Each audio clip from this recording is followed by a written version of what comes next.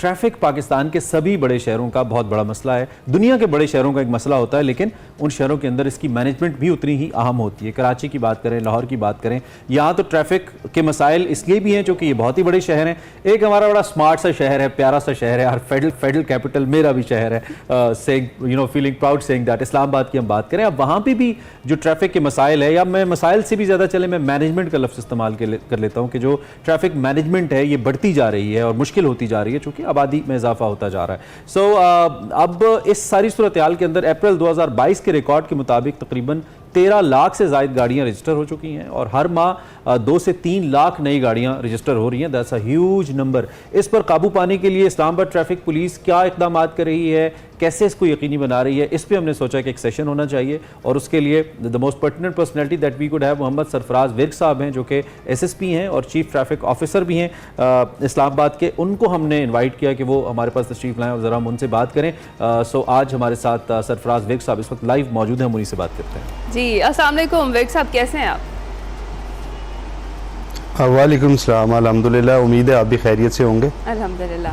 अच्छा सर, ये जो इस्लामाबाद में ट्रैफिक पुलिस है, ट्रैफिक के बहुत सारे मसाइल हैं जिनका अभी जिक्र किया है इमरान ने, उनसे निपटने के लिए क्या क्या स्टेप्स ले रही है और आपको क्या लगता है ये जो ट्रैफिक के सारे मसले हैं, असली वजह क्या है, जड़ क्या है इन मसाइल की? जी, जैसे कि आपने खुद अभी इस पे रोशनी डाली है कि इस्लामाबाद में चीज़ें जो है मैनीफोल्ड बढ़ गई हैं। जैसे कि 2008 की अगर हम बात करें तो तब गाड़ियों की जो रजिस्ट्रेशन थी वो 1,50,000 थी, जो कि अब ऑलमोस्ट 15 लाख पे पहुंच गई है। 100 टाइम जो है वो इंक्रीज़ हो गया। इसी तरह पॉपुलेशन का इंक्रीज़ जो है वो 8 लाख से बढ़ के 25 लाख के करीब हमारी पॉपुलेशन हो गई है। उसके अलावा फ्लोटिंग पॉपुलेशन इसके अलावा है। उसके अलावा फेडरल कैपिटल होने की वजह से इस्लामाबाद में रोज़ाना की बुनियाद पे बहुत से कम्यूटर्स जो हैं वो मुल्क के बहुत मुख्तलिफ़ हिस्सों से यहाँ पे तशरीफ़ लेके आते हैं। उसकी वजह से भी काफ़ी मसाइल दरपेश हैं। अब इन मसाइल को काउंटर करने के लिए हमें डे टू डे मैनेजमेंट करनी पड़ती है। हमारा मेन फोकस ट्रैफिक रेगुलेशन पे होता है, ख़ास तौर पे जो रश आवर्स होते हैं उसमें हमारे जो ऑफिसर्स हैं जो फील्ड में मौजूद होते हैं वो रश आवर को मैनेज कर रहे होते हैं, जिससे हमारी कोशिश होती है कि हमारे जो रोड यूज़र्स हैं वो टाइम पे अपने ऑफिस पहुंच सकें, अपनी मंजिल पे पहुंच सकें। उसके साथ साथ एक जो सबसे अहम चीज़ है जो ट्रैफिक का सिस्टम है वो 3 E's पे बेस करता है। जो सबसे पहली E है वो इंजीनियरिंग है। तो अभी इस्लामाबाद की जो इंजीनियरिंग है, रोड इंजीनियरिंग है, उस पर बहुत ज़्यादा फोकस किया जा रहा है। इसमें हमारी इंटीरियर मिनिस्ट्री, हमारा CDA और हमारी इस्लामाबाद पुलिस ये एक पेज पे है। अभी बहुत से नए प्रोजेक्ट शुरू किए जा रहे हैं जिससे हम ना सिर्फ रोड्स को खुला कर रहे हैं बल्कि मुख्तलिफ जगह पे फ्लाई ओवर्स, नए इंटरसेक्शंस, अंडर पासिस, इस तरह की चीज़ें भी बना रहे हैं ताकि हम रोड यूज़र्स को बेहतर रोड इंफ्रास्ट्रक्चर दे सकें। उसके साथ साथ हम अपने जो रोड यूज़र्स हैं उनको एजुकेट भी कर रहे हैं, क्योंकि जो सेकंड E है ट्रैफिक सिस्टम का वो एजुकेशन है कि हम रोड यूज़र को एजुकेट करें कि उनके जो हैं फ़राइज़ क्या हैं। जब वो रोड पे आते हैं तो उन्होंने ना सिर्फ अपना ख्याल रखना बल्कि अपने अलावा दूसरे जो रोड यूज़र्स हैं उनका भी ख्याल रखना है कि वो दोनों मंजिल मकसूद पे अगर जल्दी पहुंचना चाहते हैं तो वो ट्रैफिक कवानीन की पाबंदी करें, अपने लेन में चलें। ठीक है। अच्छा, एक तो आप और थर्ड E भी आप बताते, थर्ड E कौन सा है इस पे? और थर्ड E है इन्फोर्समेंट। जब हमारी इंजीनियरिंग अच्छी होती है उसके अलावा हम लोगों को एजुकेट भी करते हैं, लेकिन उसके बावजूद जब हमारे रोड यूज़र्स ट्रैफिक कवानीन की पासदारी नहीं करते तो फिर हम इन्फोर्समेंट करते हैं। एक तो मैं taking this opportunity I would like to appreciate Islamabad traffic police बहुत अच्छा काम कर रही है। पाकिस्तान के चंद अच्छे इदारों में इसका शुमार होता है, प्रोफेशनल पुलिस है और चूँकि हमारा वास्ता पड़ता है हम देखते हैं, तो एक तो हम डेफिनेटली अप्रिशिएट करेंगे। थोड़ा सा अपने सिस्टम्स के हवाले से बताइए, खासतौर पे जो डॉक्यूमेंटेशन रिलेटेड सिस्टम्स हैं। अब जब आबादी बढ़ती है, वी नो कि आपके पास जो ह्यूमन रिसोर्स है वो उतना नहीं है, वसाइल भी कम है और मुल्क भी जारी बात है एक टर्मोइल का शिकार, इकोनॉमिकली तो मसाइल हैं। कैसे उसको आपने तकसीम किया हुआ है लोगों की सहूलत के लिए? इस्लामाबाद ट्रैफिक पुलिस या कैपिटल पुलिस क्या इकदाम कर रही है खासतौर पर licensing and all that documentation को लेकर? जी बिल्कुल, लाइसेंसिंग का इजरा जो है उसे हम दिन ब दिन आसान बना रहे हैं। जैसे कि गवर्नमेंट ऑफ पाकिस्तान का विजन है कि हम लोगों को ज़्यादा से ज़्यादा फैसिलिटेट करें। पहले हमारा एक लाइसेंसिंग सेंटर होता था जहाँ पे इस्लामाबाद के लोग आते थे, लेकिन उसके बाद अभी जो हमारे मौजूदा आईजी हैं उनके विजन के मुताबिक हमारे जो फैसिलिटेशन सेंटर्स हैं उन पे भी हमने अपने लाइसेंस का इजरा शुरू किया है। और हमारे जो फैसिलिटेशन सेंटर हैं वो 24/7 है। अच्छा। उसके अलावा हमारी ऑनलाइन रिन्यूअल और डुप्लीकेट की फैसिलिटी भी अवेलेबल है कि अगर कोई सिटीज़न अपने घर पे बैठे हुए अपना लाइसेंस रीन्यू करवाना चाहता है या डुप्लीकेट इशू करवाना चाहता है तो वो हमारी वेबसाइट पे जाएगा और अप्लाई करेगा, उसके बाद उनका प्रोसेस कंप्लीट हो जाएगा। उसके अलावा अभी रिसेंटली जैसे कि आपने देखा फेडरल मिनिस्टर फॉर इंटीरियर ने इनॉग्रेशन भी किया है। हमारी फैसिलिटी है ITP फैसिलिटेशन ऑन व्हील के नाम से। वो हमारी मोबाइल वैन्स हैं जो कि मुख्तलिफ एजुकेशन इंस्टीट्यूट्स में जाती हैं, मुख्तलिफ ऑर्गेनाइजेशंस में जाती हैं।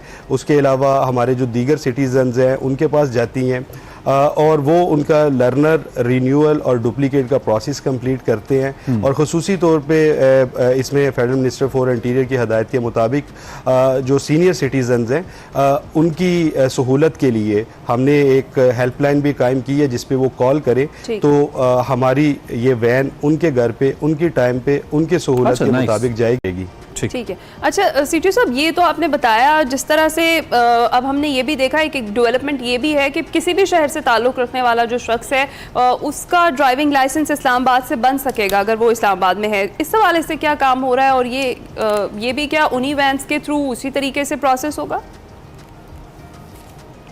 जी बिल्कुल, अभी पाकिस्तान का कोई भी शहरी इस्लामाबाद का ड्राइविंग लाइसेंस हासिल कर सकता है।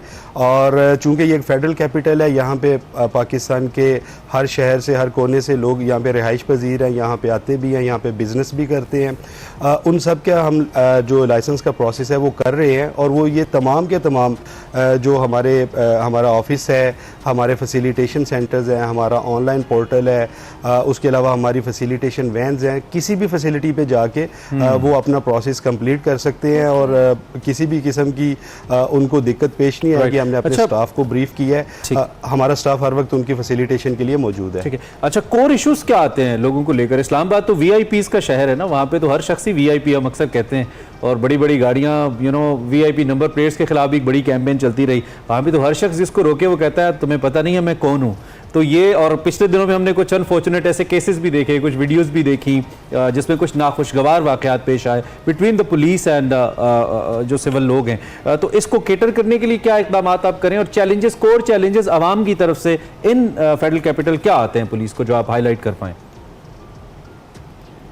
जी, फेडरल कैपिटल में जैसे कि मैंने बताया कि यहाँ पे बहुत से ऑफिसेज़ हैं और जो मोस्टली जो रोड यूज़र्स हैं उन्होंने अपने ऑफिसेज़ में पहुँचना होता है। हम उनको फैसिलिटेट भी कर रहे होते हैं, लेकिन फिर भी जैसे कि मैंने बताया कि जब इन्फोर्समेंट की बारी आती है तो शहरियों का रवैया जो है उसमें थोड़ा सा तलख हो जाता है। जब उनको रोका जाता है तो वो कहते हैं कि नहीं जी मेरी वायलेशन नहीं है, आपने मुझे रोका क्यों है, मुझे देर हो रही है। तो इसके लिए हमने अपनी ऑफिसर्स की हम डे टू डे ब्रीफिंग करते हैं, बार बार उनको बताते हैं कि आपने कंपोज्ड रहना है, आपने किसी भी किस्म का कोई रिएक्शन नहीं देना। अगर कोई शहरी आपसे तलख रवैया रखता भी है तो जब हमारे ऑफिसर कंपोज्ड रहते हैं, टू द पॉइंट रहते हैं, तो मोस्ट ऑफ द टाइम, बल्कि ऑलमोस्ट हर वक्त, हर दफ़ा जो है मामला जो है खुश असलूबी से ही अच्छा, एक बड़ा अहम मसला एसएसपी साहब, अक्सर लोग हमसे पूछते हैं, कतई कलामी की माजरत, ये खास तौर पे ये जो टिंटेड ग्लास होता है या काले शीशे हैं,